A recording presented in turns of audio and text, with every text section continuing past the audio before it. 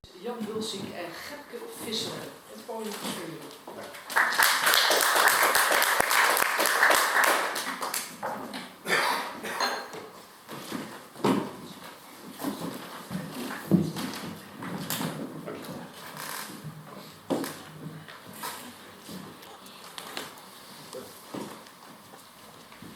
Ja, dat duo Jan en Gepke en Jan. Laat ik eerst bekennen dat ik niet helemaal vreemd ben hier. Ik ben namelijk geboren in Hogeveen. Dat is al wel bijna 70 jaar geleden, maar...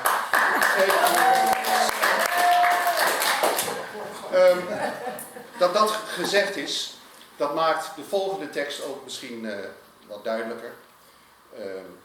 Grenzen. De eerste keer dat ik een grens passeerde, dacht ik dat het aan die andere kant allemaal anders was. Anders zou zijn, dat er een lijn, een drempel, een hobbel op straat voelbaar, iets van een dubbele kluts bij het schakelen, dat lawaai, toeters, bellen, agenten of soldaten, dat ze anders zouden praten.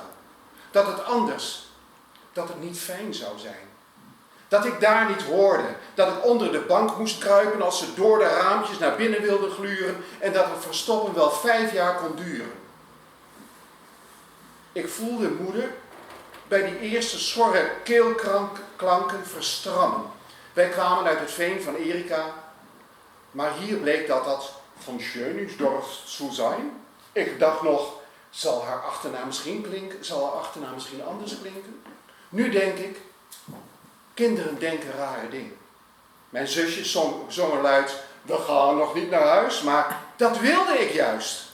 Naar huis, ik wilde niet hier, ik wilde mijn thuis, ik wilde niet zien dat hun anders misschien wel hetzelfde was. Dat hun woorden, mijn taal, dat ze elkaar verstonden, dat de verbinding dichterbij was dan het verschil. Dat man jenseits de grenzen ook lachen kon. Ik wist niet anders dan van het grommen, het snauwen. De boosheid in haar ogen, als die verhalen van toen in haar hoofd spookten en zij niet kon huilen, niet kon schuilen, zichzelf niet kon vergeven. Dat in haar lijf die oorlog was gebleven.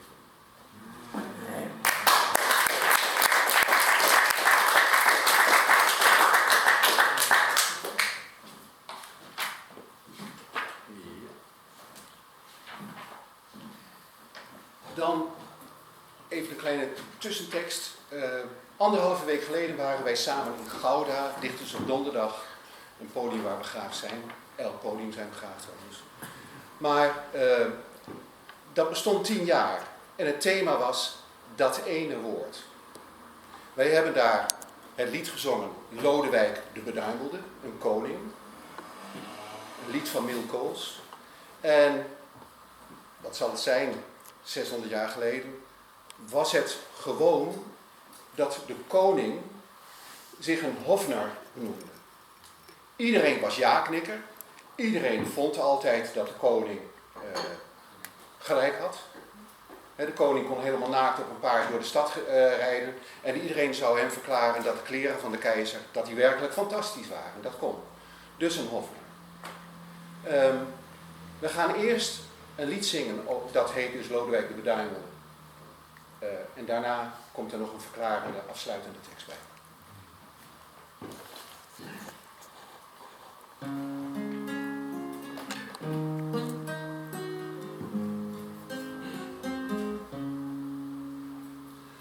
Lodewijk de Beduimelde, die had een nar die nooit tuimelde van de trappen van het koninklijk paleis.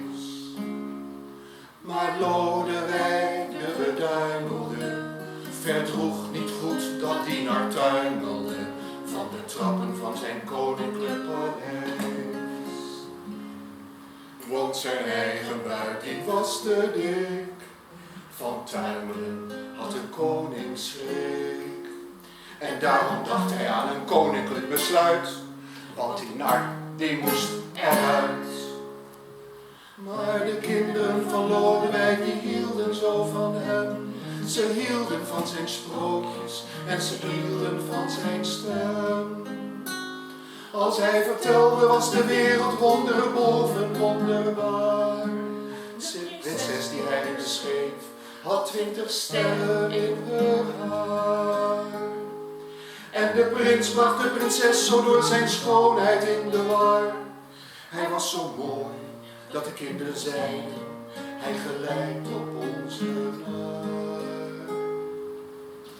Lodewijk de beduimelde, die had een naar die mooi tuimelde van de trappen van zijn koninklijk paleis. Maar Lodewijk de beduimelde verdroeg niet goed dat hij naar tuimelde van de trappen van zijn koninklijk paleis. Hoewel zijn vrouw de nar verdedigde, sprak hij nors, terwijl hij zijn beker ledigde. Ik tref nog morgen vroeg een koninklijk besluit, want die nar, die moet eruit. Maar de kinderen van Lodewijk, die weenden zo om hem. Ze misten erg zijn sprookjes en ze droomden van zijn stem. De koningin durfde niet wenen, ook al was haar hart zo zwaar.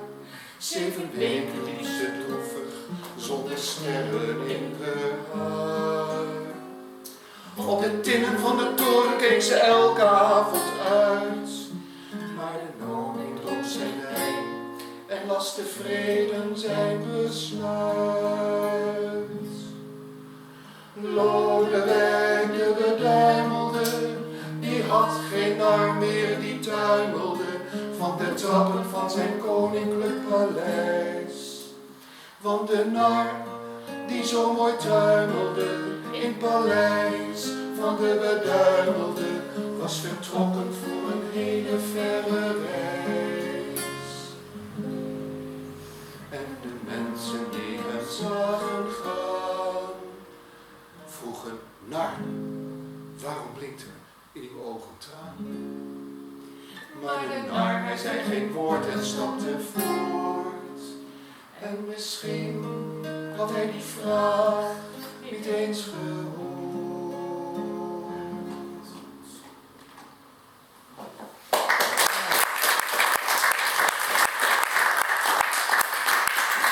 Je zou kunnen zeggen dat het een beetje actueel is. Want elke macht heeft een hofnar nodig.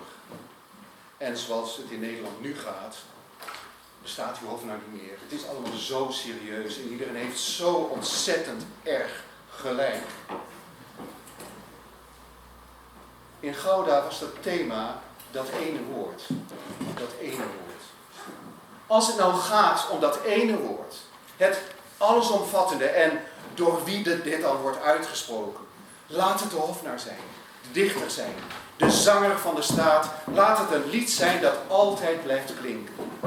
Blijft klinken, over grenzen heen, voorbij rafelige randen, rommelige overgangen. Een lied dat dwars door zware muren heen zal dringen. Laat het de dichter zijn die in dat woord de veelstemmigheid laat horen die in ons samenleven besloten ligt.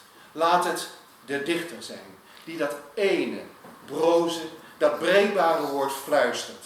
Laat ruisen, onuitroeibaar, als onkruid, dat de orde van strak aangeharkte borders verstoort. Dat ene woord. Laat het poëzie zijn.